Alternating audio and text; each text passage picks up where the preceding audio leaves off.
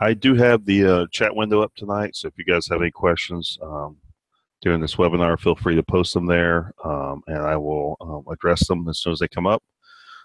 So tonight we're looking at FeedbackGenius, which is a tool used to solicit feedback from users based on your orders. It essentially allows you to improve the percentage that responds. You know, Amazon will send some updates and some emails to remind users to leave feedback or offer to let them use feedback, but those aren't always super effective. So there's a variety of tools out there that do this, that allow you to send your own customized messages based on your own customized factors. So just go do a quick walkthrough of those tonight, of the different settings, and kind of show you some, real world from my actual account, some real world examples of how well it works, kind of what you would look for as a percentage, and that type of thing. So this is the home page for FeedbackGenius. It gives you a real quick snapshot. The first question a lot of people ask is, what percentage of orders should I be getting feedback on? If you can see here, basically I've been using FeedbackGenius for about 6 months, I believe. So this number is a little skewed, but you can see for the past 90 days, based on this many orders, 1,200 orders, I'm averaging really less than 10%, so about 7% feedback. Prior to that, for 3,000 orders for the past year, I was averaging even less than that. So it did make a positive difference. The past 30 days, out of 403 orders, I've received 27, which is right on 5 or 6% again. Past 7 days, etc. It shows you the number of messages that were sent, and it's higher than my orders, and I'll explain why that is in a little bit. It shows you the amount of positive feedback you received and the amount of negative feedback. Now, it counts anything that's a 3 or lower as negative feedback, because that's kind of how Amazon's ratings go. So I'll show you the negative feedback I received, and give you a couple of options that you can do about those. It gives you a running total of your Amazon ratings. I've got 100% for the past 90 days. It drops to 99% over 365 in the lifetime. My lifetime goes back to 2008, so it's probably a little bit skewed, but it just shows you in general positive, the neutral feedback, and then the negative feedback percentage. Now, it's a little bit of ambiguity for terms here. In this summary, negative feedback is 3 or below. In the Amazon ratings, 3 would be a neutral feedback, and negative would be 2 or below. So that's why I show 1 negative feedback in the past year, but I don't show any negative for the lifetime. So I only have 1 in the past year that's a neutral. And then that shows you the total count of feedbacks, basically.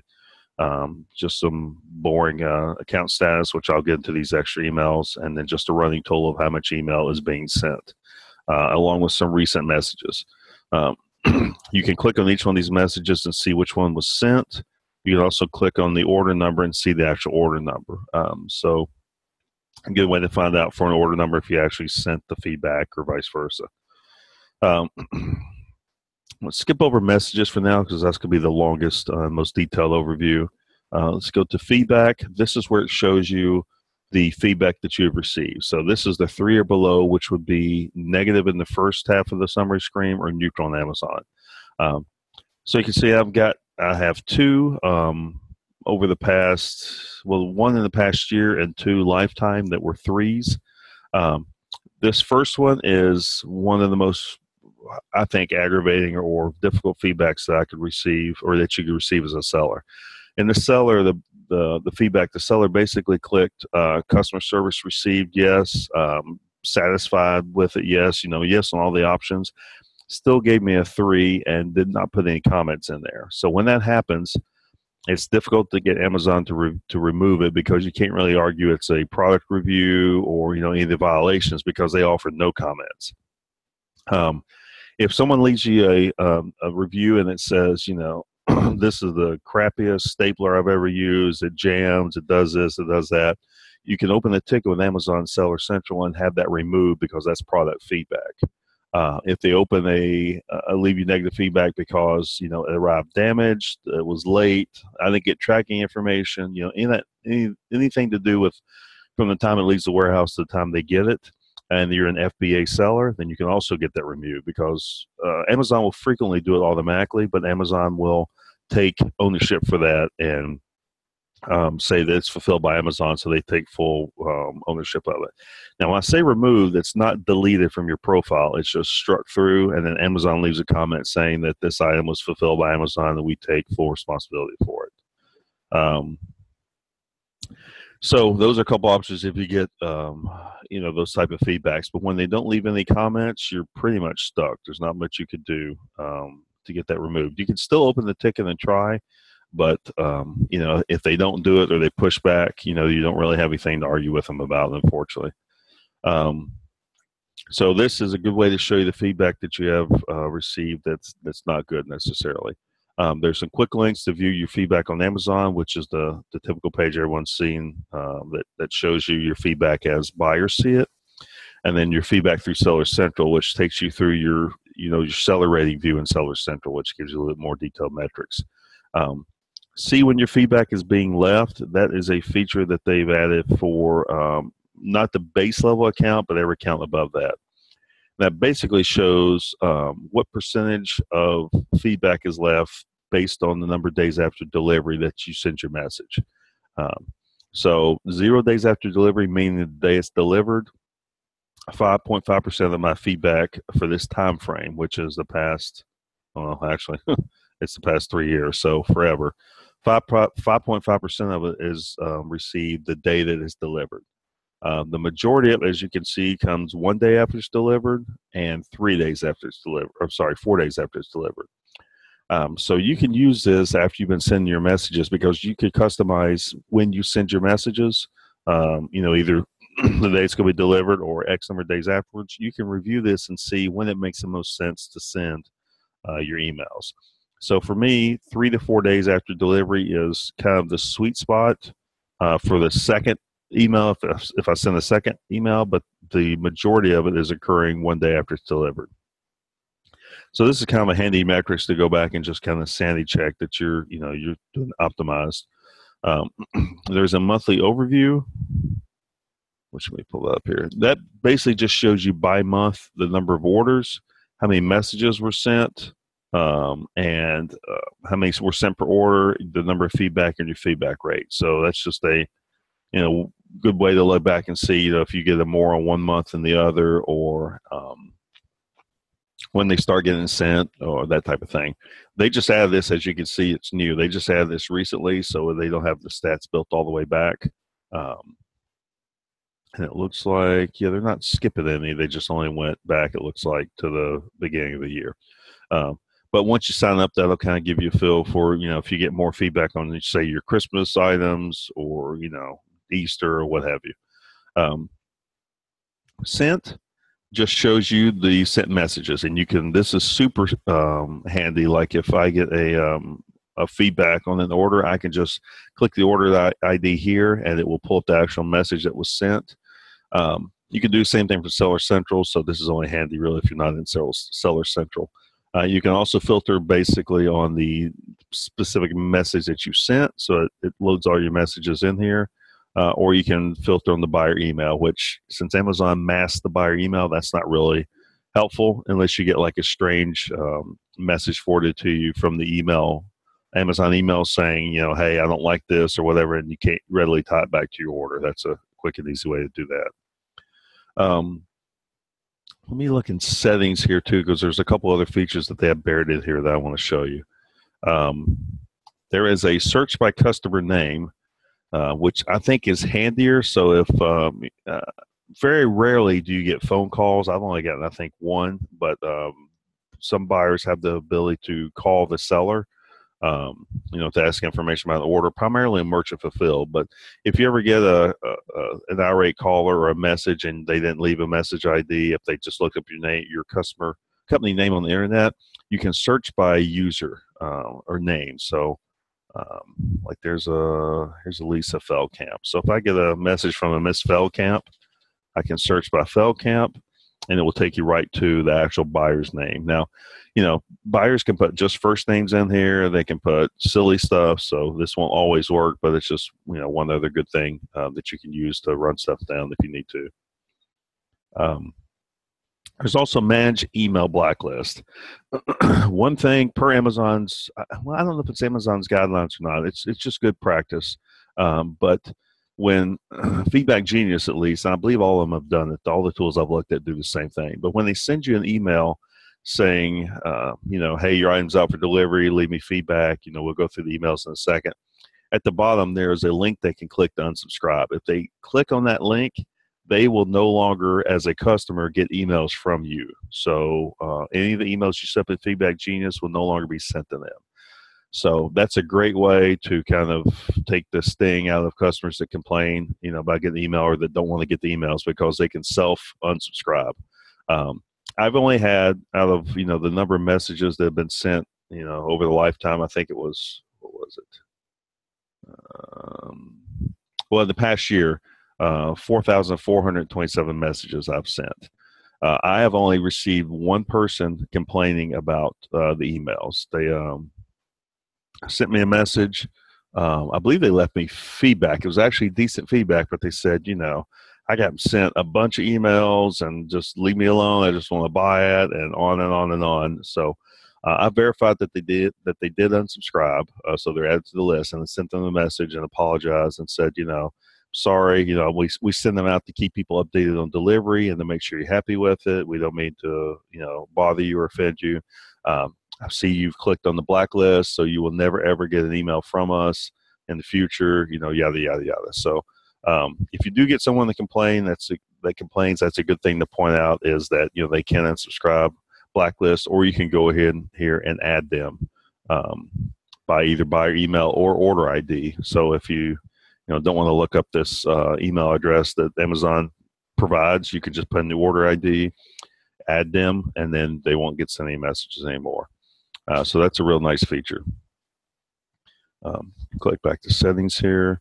I don't think there's a view usage here, so you can see how many emails have been sent, basically. And then here are the plans. So I know Shawn's negotiated, I believe it's either a 30-day trial and or 100 free emails per month. This is one of the most affordable feedback plans I've seen, because there's a free option that allows you to send 100 emails a month. So if you just want to try it out and you're doing 100 orders a month, you could easily do one message per order and still fit into your 100 emails per month. It's full featured. It's set for some of the reports. Like I don't think you can see the report that shows when they're responding, and there may be one other feature that's turned off, but other than that, it has all the features you need to get feedback. The other nice thing that I like is, unlike any of the other feedback services I've tried, they have what they call an extra messages ability. So the way this works is, say that you're between 100 emails and 1,000 emails, and you don't really want to pay the $20 a month, but you want to be able to send, say, 400 emails a month. You can add on for $10 an extra 500 emails per month. So the way that works is, you would still pay free for 100, and then you pay $10 for 500 extra emails, and that rolls over. It's like the AT&T rollover minutes, except they forever roll over. So it will draw down from these 500 until you need another 500, and then it will automatically purchase another 500. So say you're sending 300 a month. Each month it will draw down 200 of the 500, so that will cover you for 2 months. And on the third month, it'll pull down the last 100 out of here, and then charge another 500. So with this, if you send one email per order, that gets you 600 orders a month for $10 a month, which is very inexpensive, I think. So very reasonable. So let's get down to the nitty gritty, as Nacho Libre likes to say, the actual messages.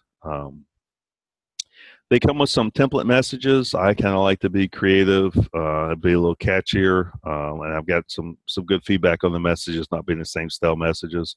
So you can customize and make these anything you want, basically. And as you can see, I send 3 messages out per order. Once they're out for delivery, 1 day after delivery, and 7 days after delivery. So let's take a look at the first one, perfect orders out for delivery. Now, perfect orders is primarily The perfect orders aspect comes in with merchant fulfillment, so that's only for orders that you shipped within the days that you're supposed to, and it's going to get there on time, that type of thing. For FBA orders, it doesn't really matter because it always sends them. But for message name, you can name it anything you want to name it. The subject has variable names, which I'll show you in the next screen. So my message subject says out for delivery, and product name. So if my product name on Amazon is, Play-Doh activity set, 23 pieces, it will say that in the subject name. And then there's an active or a test. So if you put it in test, it won't send the messages. It'll just queue them up so you can see what would have been sent. Content. This is where the majority of the information is at. There are variables, and there's a view all variables link. Let me pull that up. The variables are items in brackets. So like right here, logo link, that tells the message to put my logo, which I've unloaded up at the top here. Thank you again for your order of, and then quotes product link, that will put the name of the product in quotes there. So here are the variables that they support, and there's a ton of them, and I've got my logo here. But the logo with a link to your Amazon store, or the logo with an alternate link to your Amazon store, which suppresses your listings and feedback. You've got buyer's full name, buyer's first name, the product name, order ID. You can include your SKU or the ASIN in your email, the quantity ordered, the price, shipping price, condition note, and I'm just reading this for those of you on audio without video. The buyer's email, which is really the encoded Amazon email. Their recipient name. So if someone's buying a gift for someone or sent to someone other than the name on the account, that's the recipient name. So this is from the actual shipping information. The address, line 1 to 2, city, state, zip code, country, the carrier's tracking number, and then the estimated arrival date. And that's only, as it notes here, only for FBA orders. Is that automatically available? So those are the variables. We'll come back to links in a second. So that will make more sense in the message here. So I'm saying, thank you again for your order of, and the friendly product name.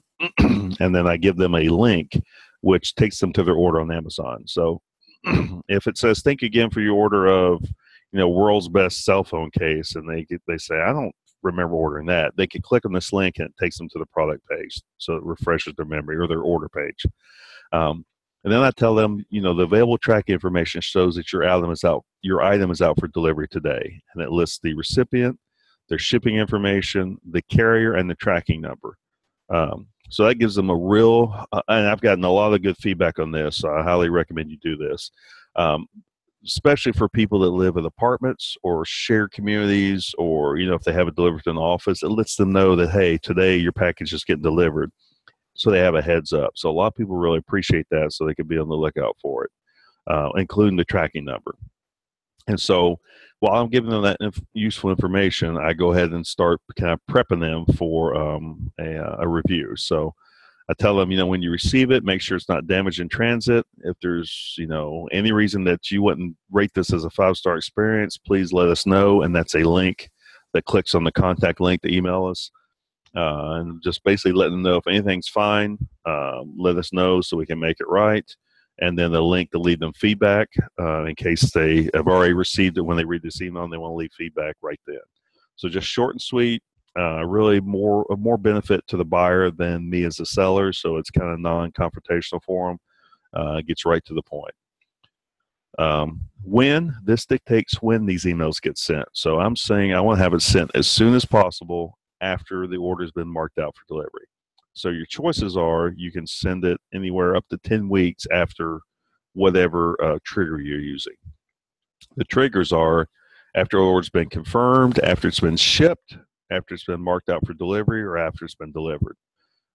So I know you're probably thinking of 1,000 scenarios you can use with this. So that's kind of the flexibility that's in there. So if you wanted to, for whatever reason, and actually I bought a product on Amazon that it was someone's private label, that as soon as the order was confirmed, they sent me an email saying, hey, thanks for ordering this. Here's a PDF that explains how to use it. Here's a link to register your warranty once you receive it, that type of thing. So you can include PDFs with your emails through this system. So if you have private label and you want to send something like that, I've seen people send like their top 5 questions about their product, which is a real good way to help prevent returns or help the customer understand. So that would be a good one to do on either shipped or delivered or even marked out for delivery. But you can send an email and say, hey, thanks for ordering, my Logitech Harmony remote. Here's a couple of questions that we frequently get asked by our customers. You could say, does this come fully charged, or how can I reset it, or that type of thing. So anything to save them time and kind of provide some information, some value, is much appreciated. This include orders in the past. That's only used when you're first setting up your account, because if you're switching from another feedback service, or even if you're not, you can say how far back to go to send emails. So obviously, and they limit this to 60 days, which is crazy. But obviously, if you're setting this up, you don't want to go back 60 days and start sending emails, even though the out for delivery wasn't fire. But you don't want to go back and send them emails saying, hey, what'd you think of my product? Leave me a review. And it's from 2 months ago, because no one's going to really know what you're talking about in most cases. And it's probably just going to be annoying. So this is mainly on setup.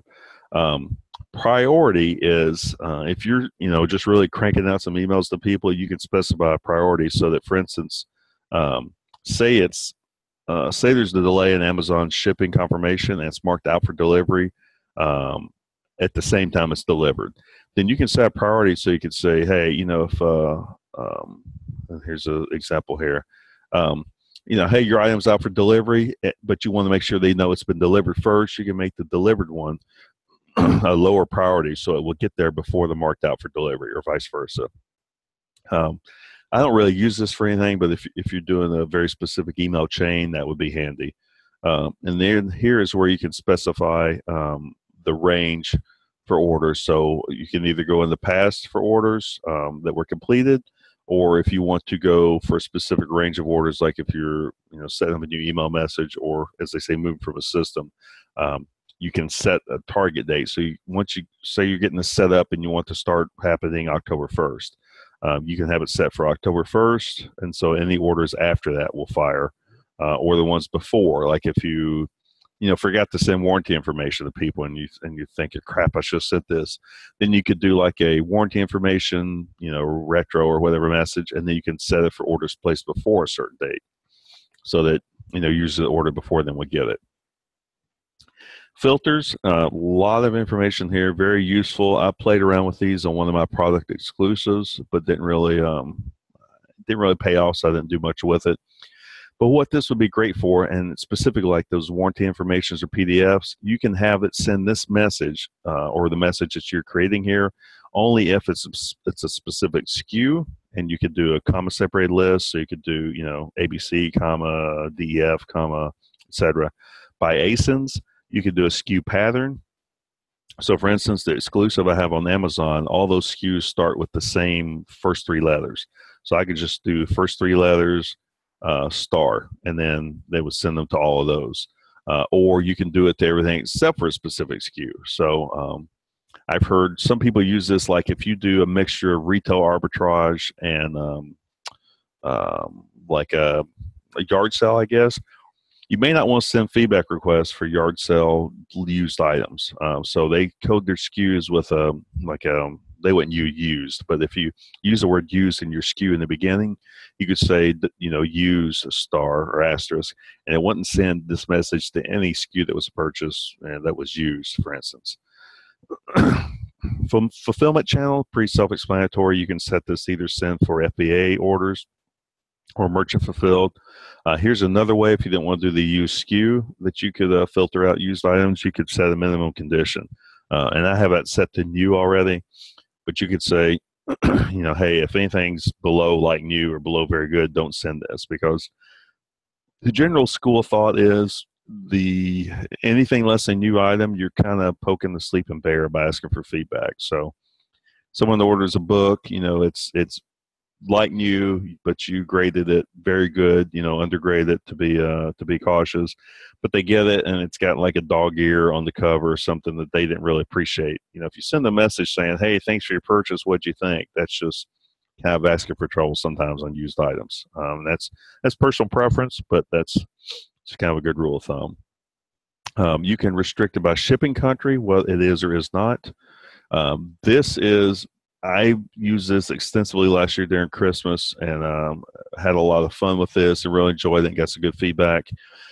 What this can do is if you have, and this really only works, I think, with private label or exclusives because Amazon makes it hard for someone to buy from a specific reseller, third-party seller.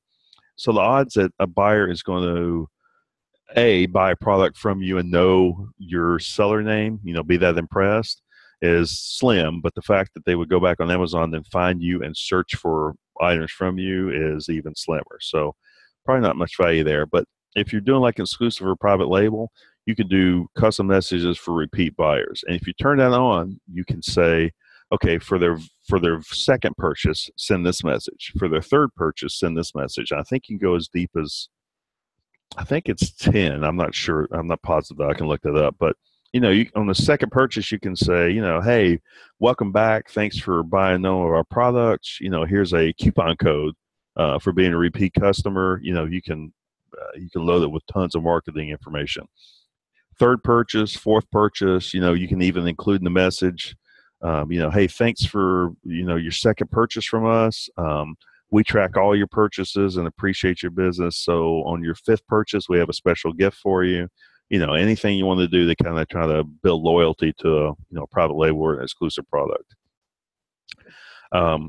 This one, you can, if feedback has already been left for you, seller feedback, you can skip sending this message. I don't have this set on for Alfred delivery because the odds of them leaving feedback before it's even delivered are slim and none. But for other messages, like I think on my 7-day message, we'll take a look.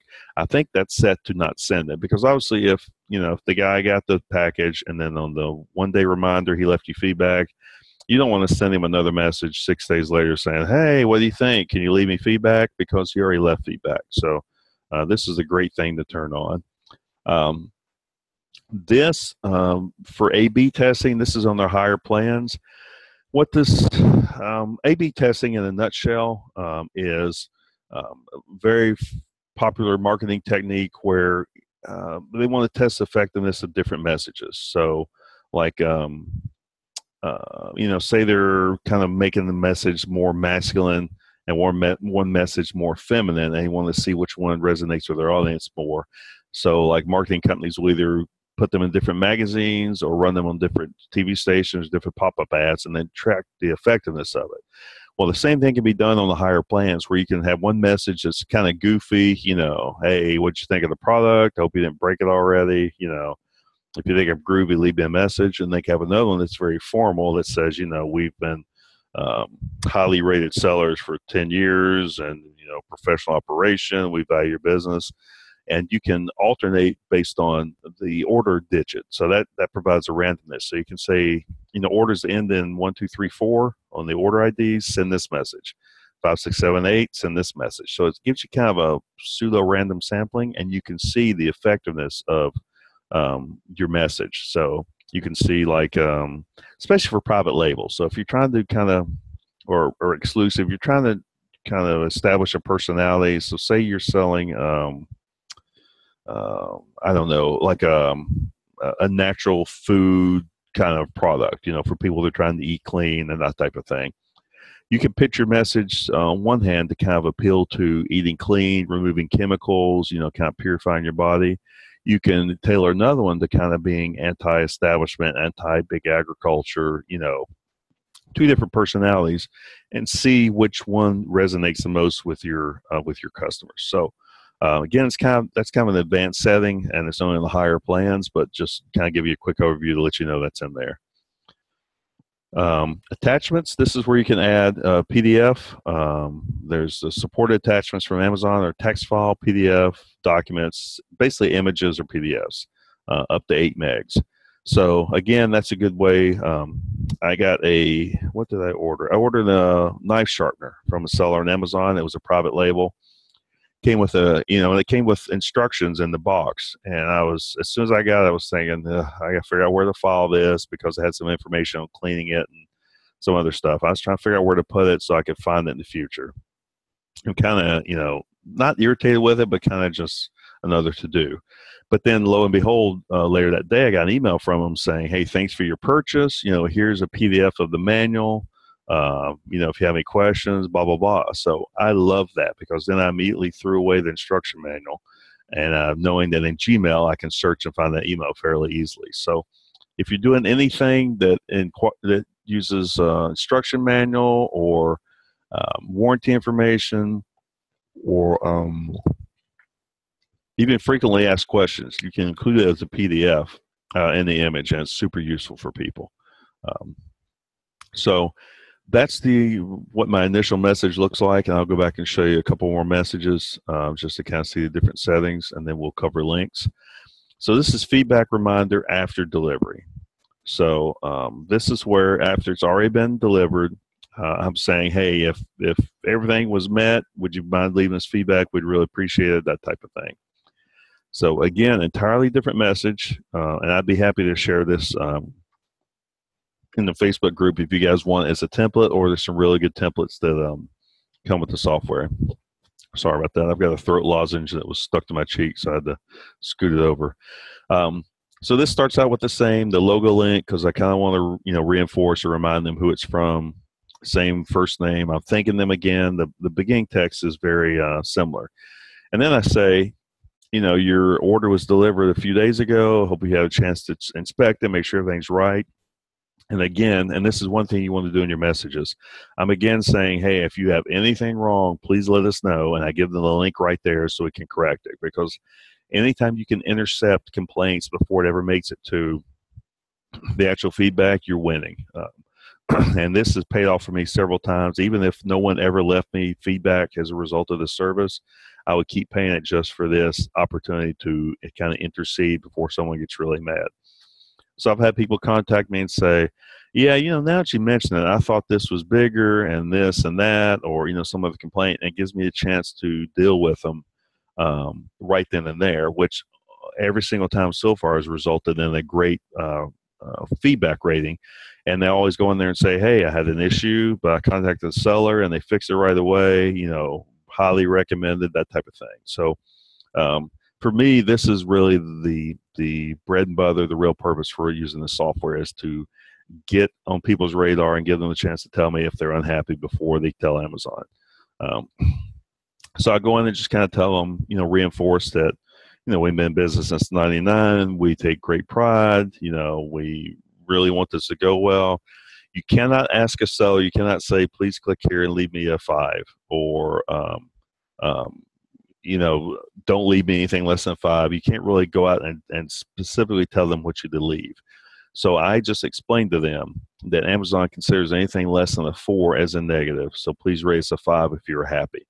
So I'm just explaining to them how the rating works, because a lot of people, myself included, before I really started selling Amazon, I thought, 5 is perfect, like the angels were singing when I opened the package.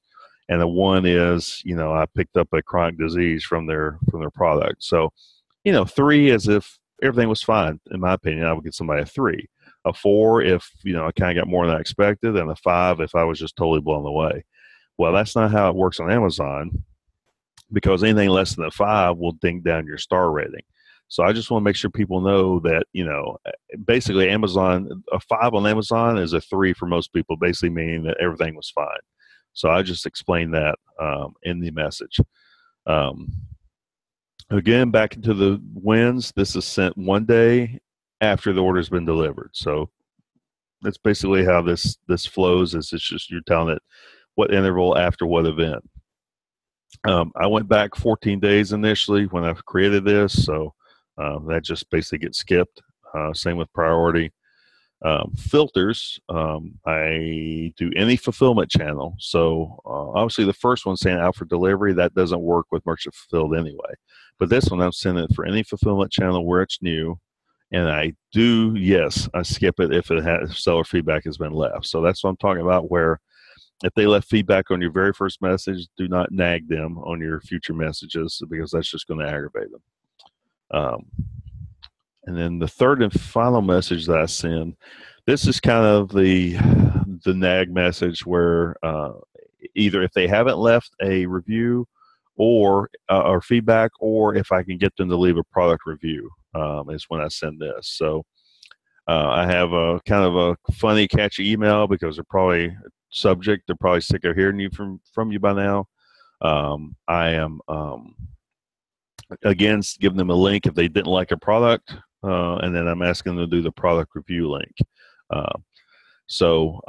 That's primarily sent. I believe I have this filtered. Yes, I have this filtered only for my exclusives. So the only people that get this message are the ones that buy the product that have an exclusive on Amazon. So this is one of the type of messages I was referring to, where if you have a private label or exclusive, you can do additional things. With this one, I'm asking them to leave a product review. And that's 7 days after it's been delivered, so that gives them a chance to use it.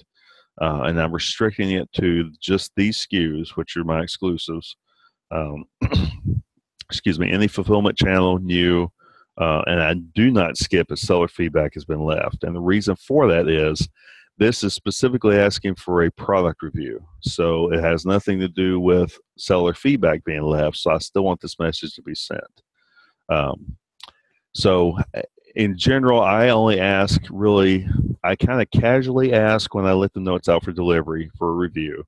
I outright ask them one day after it's been delivered for feedback. I ask them one day after it's been delivered for feedback, and then I don't bother them again. But if they buy one of my exclusives on Amazon, I do send them another email asking them for a product review. So it's 3 emails. If I were a buyer, the first one I would not consider obtrusive at all. I would appreciate it. The second one is I get that from a lot of buyers wanting the seller review, the seller feedback, which I get. And then the third one, a week later, just product review. I would not consider this intrusive, but again, you can kind of tailor it to whatever you're comfortable with for your business. The links that I was referring to in the message too, there's a bunch of those as well.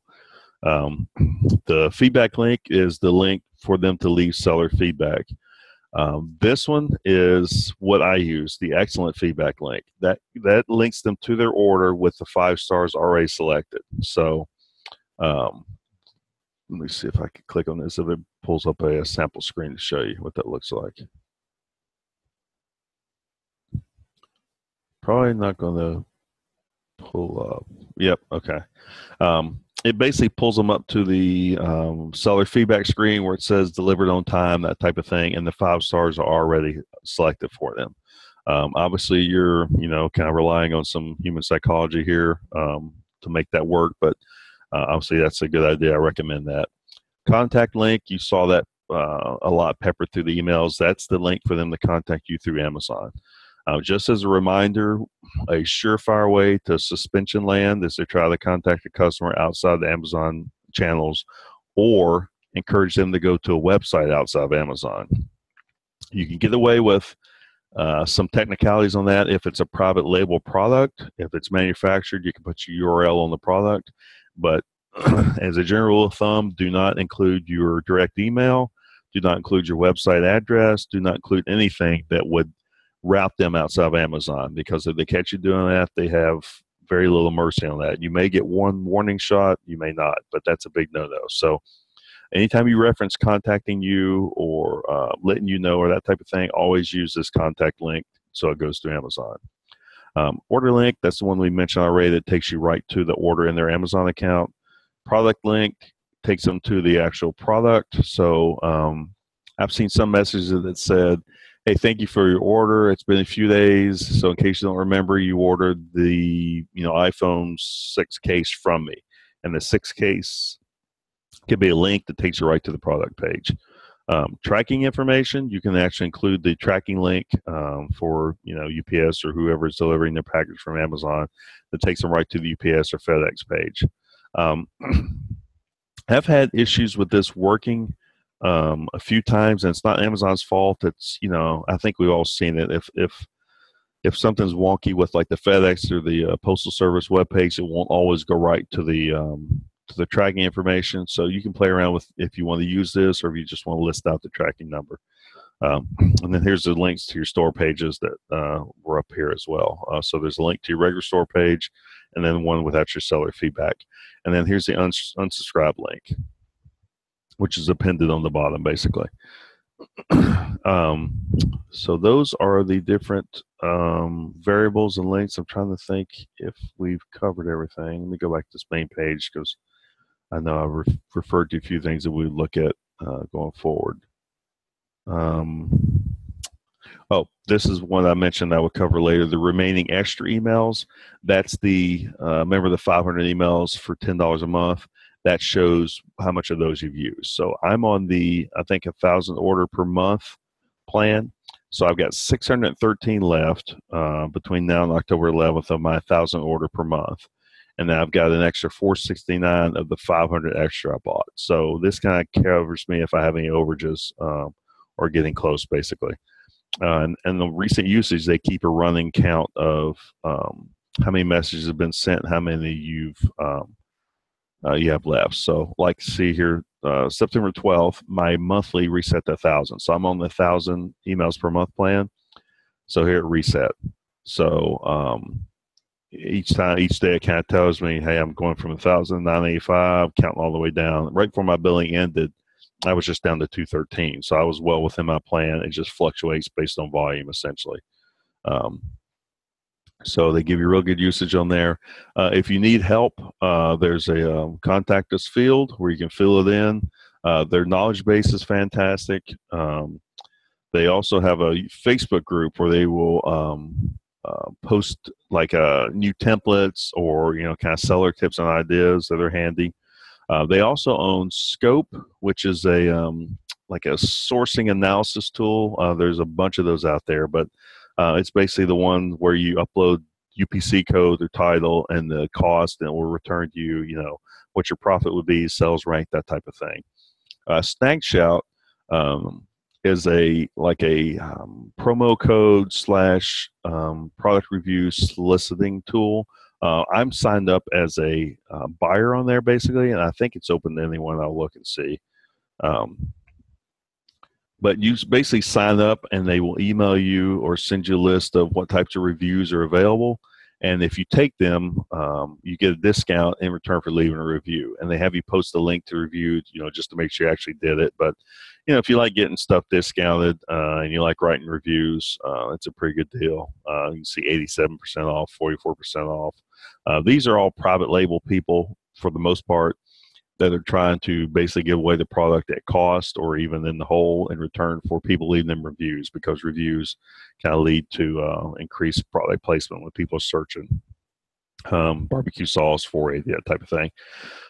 On the flip side, if you do have your own private label product, they have a service where they will do exactly what I described. So they'll send that out to their subscriber base and say, here's a widget for $3.99. It's normally $19.99 in return for your honest review, etc. So that's kind of off topic, but just letting you know the other products that they make.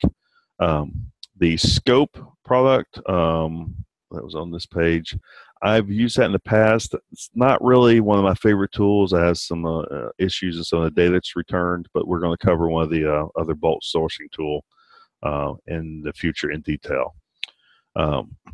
So I think that was, I think that we covered all the individual settings and the screens. Let's see, yeah, we covered sent to kind of show you and actually here, I'll pull this up. This should show you the actual email as it looks to the buyer. So you can see all those links and everything else that gets populated. So where I had logo link, there's a logo, and that will click and take them to my store. You can see here the pitfall of using the first name fields or the full name fields. People can type anything that they want to. This may actually be her name, Maria Terrazona. It may be her first and last name. It may be a made-up name. You really have no way of knowing, so you just kind of have to roll with it. So I said, thank you again for your order of, and that will, if you click on that, that will take you to the product page, and then view order on Amazon. That will take her to her actual order. and then all the text you just saw in there.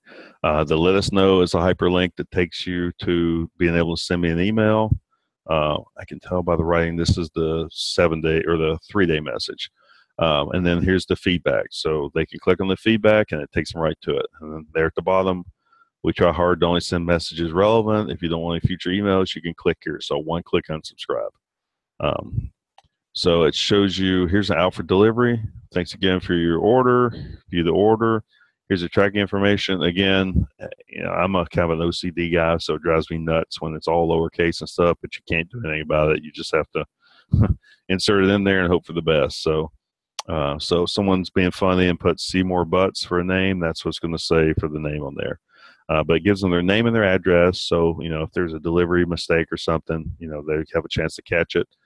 Tells them where it was shipped, who it was shipped by, and their tracking number. And then again, here's a let us know, the leave feedback, and then unsubscribe. So kind of same message. One other thing to mention, when you create a new message, and let's do that real quick, and I'll show you. So say we're going to do a test message. This is a test. You can put it in test mode, which means it will not fire. It will not send any messages. It's in test mode, which is a safe way to do it.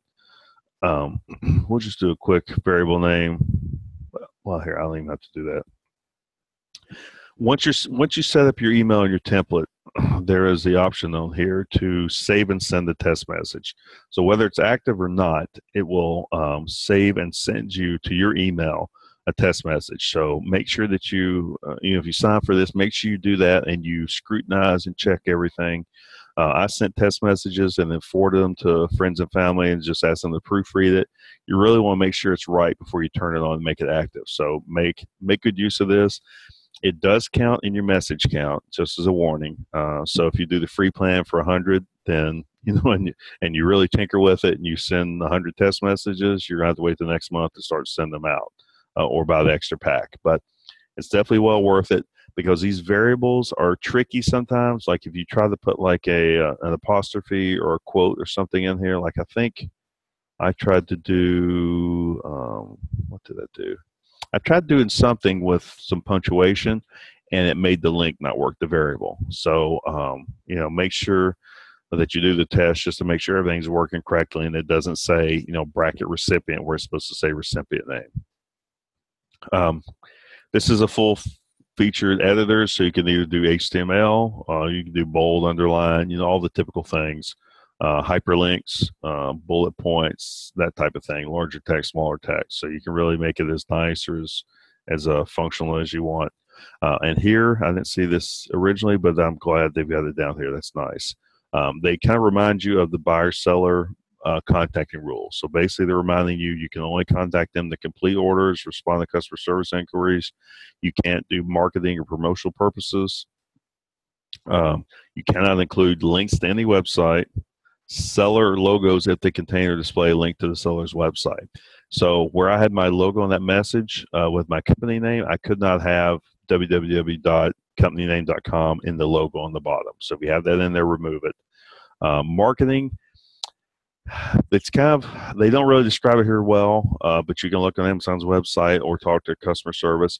They allow you to do marketing messages or promotions for Amazon marketing or promotions. So in other words, if you have an Amazon coupon code or some kind of special, you can include that in your message. You just can't say, hey, go to my website and get $10 off, or have you, tried buying something similar to Sears, or you cannot market or promote off the site. And any promotions for additional products or referrals to third-party products or promotions. This includes square trade warranties. So if you're selling electronics and you get a commission for square trade warranties, you cannot send them a referral or a link to something like that. Or if you use a third-party warranty company or anything like that, everything in your message has to be 100% Amazon centric. So just be very careful in these and make sure you read the rules just so you don't get in trouble with it, essentially. Thank goodness these are recorded, because I know I threw a ton of information at you all at once. So as always, if you have any questions, feel free to post them in the Facebook group and just tag me so I see them. or you can friend me on Facebook and message me directly, whatever you'd like to do. If you have any questions right now or want to see something in particular, feel free to post it in the group chat. I've got that up. Otherwise, make sure you check in the group for the discount. I can't remember if there's a code that's required or not. I'll double check, but you definitely want to get the extended trial and or the free messages, for being part of Shawn's group as part of the benefits. But I'll leave it for a couple minutes to see if you have any questions. Otherwise, this is definitely a great tool for both bumping up feedback somewhat, that's subjective, but more importantly for intercepting potential issues before they get reported at Amazon and become an A to Z claim. So I do not see any questions. So hopefully that was useful and beneficial to everyone. As I mentioned, feel free to let me know if you would like to get assistance setting it up, or you want me to send you my templates. I have no problem copying and pasting the templates I have, and you can plagiarize or tweak or do whatever you like with them from there. Or if you get stuck or have anything, just post in the Facebook group, and we are there to help you. So you're welcome, Kelly. I see a thank you in the group chat. I don't see any questions, so we'll go ahead and call the wrap, and we will see you guys Monday. Thanks.